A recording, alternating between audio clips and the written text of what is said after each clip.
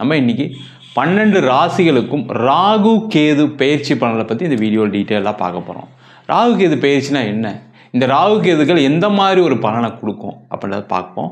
இந்த ராகு கேது அப்படின்னு சொல்லக்கூடியது ஜோதிட சாஸ்திரத்தில் சாயா கிரகம், நிழல் கிரகம் அப்படின்னு சொல்லுவாங்க. ஒவ்வொருத்தருடைய கர்ம வினைக்கு தகுந்தாற் போல் நல்லது செஞ்சிங்கன்னா நல்லத விஷயங்களை தரக்கூடிய கிரகமாக ராகு கேது இருக்கும், கெட்டதை செஞ்சிங்கன்னா கெட்டதை தரக்கூடிய கிரகமாக ராகு கேது இருக்கும்.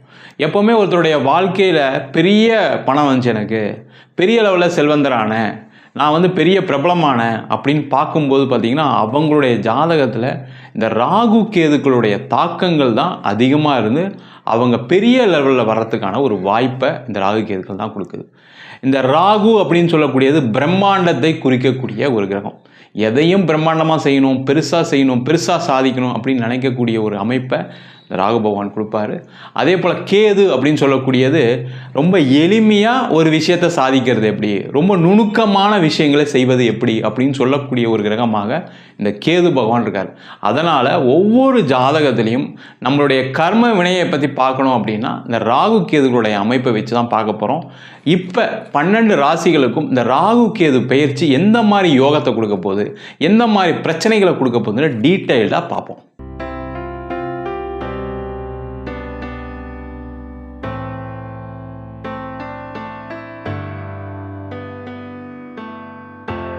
கும்ப ராசி அன்பர்களுக்கு ராகு கேது பயிற்சி பலனை பற்றி இந்த வீடியோவில் பார்க்கலாம். கும்ப ராசியில் வரக்கூடிய நட்சத்திரம் அவிட்டம், சதயம், பூரட்டாதி நட்சத்திர அன்பர்கள்.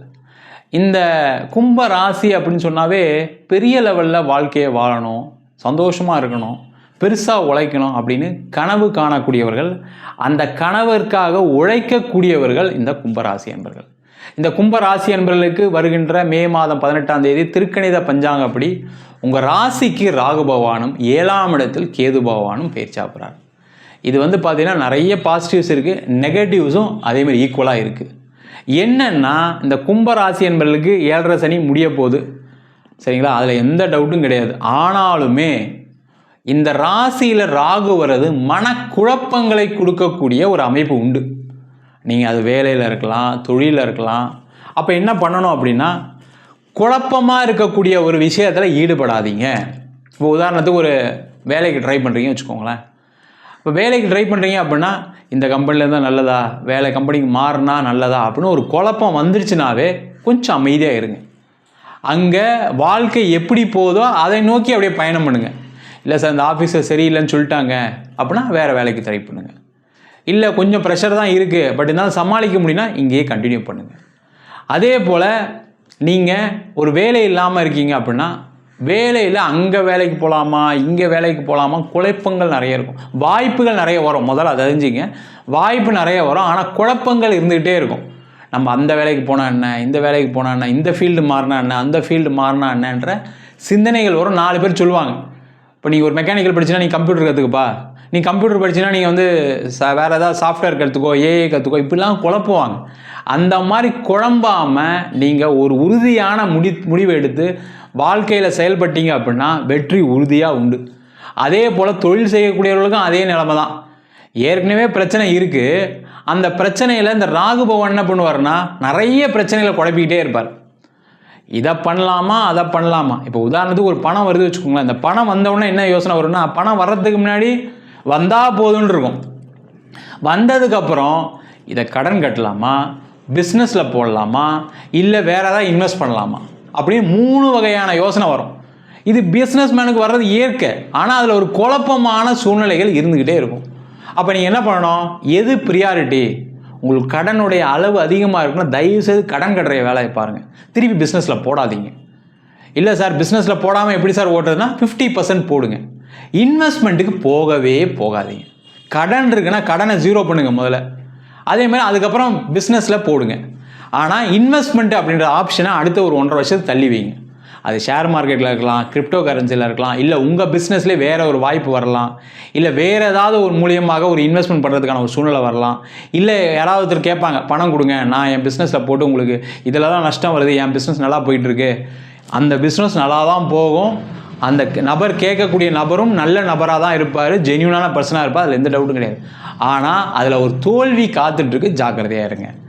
அதே போல் இந்த கும்பராசி என்பவர்களுக்கு திருமணம் சார்ந்த விஷயத்துலையும் குழப்பம் இருக்கும். நம்ம இப்போ இந்த வயசில் கல்யாணம் பண்ணுறது நான் முக்கியமா, தேவையா, நம்ம ஏற்கனவே இந்த ஸ்டேஜில் தான் வேலை பார்த்துட்ருக்கோம், நம்மளுக்கு இப்போ கல்யாணம் பண்ணுறது முக்கியமா அப்படின்ற எண்ணங்கள் வரும். அந்த மாதிரி யோசிக்காமல் அந்த வயது இருக்குது, ஜாதகத்தில் திருமண யோகம் வந்துருச்சு அப்படின்னா தயவுசெய்து திருமணம் பண்ணுறதுக்கான வழியை பாருங்கள். டெவலப்மெண்ட் அப்படின்றது வாழ்க்கையில் எப்பவுமே வந்துட்டு தான் இருக்கும். டெவலப்மெண்ட்டுக்காக திருமணம் பண்ணலை அப்படின்னு நினைக்கிறது ஒரு முட்டாள்தனமான விஷயம். அது இந்த ராகு பயிற்சியில் கண்டிப்பாக அதிகமாக இருக்கும், ஜாக்கிரதையாக இருங்க. அதே போல் திருமணம் ஆனவர்கள் சில அசௌகரியங்கள், கஷ்டங்கள், ஒரு விரக்தி இருக்கும் வாழ்க்கையில். ஏன்னா 7ஆம் இடத்துல கேது வேறு. திருமணத்தில் சந்தோஷம் இல்லாமல் இருக்கலாம். அதுவும் புதுசாக திருமணமானவர்கள், ஏற்கனவே 2 வருஷம் ஆச்சு திருமணமானவர்கள்லாம் ஒரு விரக்தி இருக்கும். அதை ரொம்ப பெருசுப்படுத்தாமல் அப்படியே வாழ்க்கையை ஓட்டுங்க. அது காலம் போகும்போது அது சரியாயிரும், பிரச்சனைகள் வராது. இல்லை எனக்கு பிடிக்கலை, செய்யலை அப்படின்னா கண்டிப்பாக டைவர்ஸுக்கு போகிற மாதிரி இருக்கும். கேர்ஃபுல்லாக இருங்க. சாதாரணமாக சில பிரச்சனைகள்லாம் முடிக்கலாம் நினைக்கக்கூடியவர்கள் நிறைய பேர் நினைப்பாங்க, நம்ம ஏதாவது பண்ணோம்னா பிரச்சனைலாம் சரியாகும். அது மாதிரிலாம் எதுவுமே நடக்காது. உடனே பெரிய பிரச்சனை தான் மாறும். அதனால் அதில் கேர்ஃபுல்லாக இருக்கிறது நல்லது. முக்கியமாக காதல் செய்யக்கூடியவர்களுக்கு மிக மிக ஒரு குழப்பமான சூழ்நிலைகள் இருக்கும். வீட்டில் சொல்லலாமா வேணாமா, காதல் பண்ணலாமா வேணாமா, காதல் பண்ணது பிரேக்கப் ஆகிடுமா ஆகாதா, இல்லை இது கண்டினியூ ஆகுமா, கல்யாணம் வரைக்கும் போகுமா, இந்த நபர் கூட நம்ம வாழ்க்கை ஃபுல்லாக வாழ முடியுமான்ற யோசனைகள், கற்பனைகள் வந்துக்கிட்டே இருக்கும். இல்லை காதல் ஃபெயிலியர் ஆகிடுச்சுன்னா அதை நினச்சி வருத்தப்படக்கூடிய ஒரு சூழ்நிலைகள் வரும். அதுக்கு இப்போவே நீங்கள் என்ன பண்ணுங்கள், இது இல்லைன்னா அடுத்தது நம்ம வேலையை பார்ப்போம். உங்களுக்கு எது பிடிச்சிருக்கோ அதை செய்யுங்க.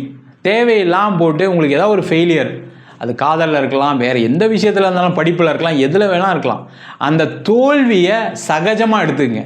இல்லைன்னா அது ஒரு பெரிய மன நெருக்கடியை கொடுத்து ஒரு மென்டல் டிப்ரெஷனுக்கு போயிடும். அதனால் ஜாக்கிரதையாக இருங்க.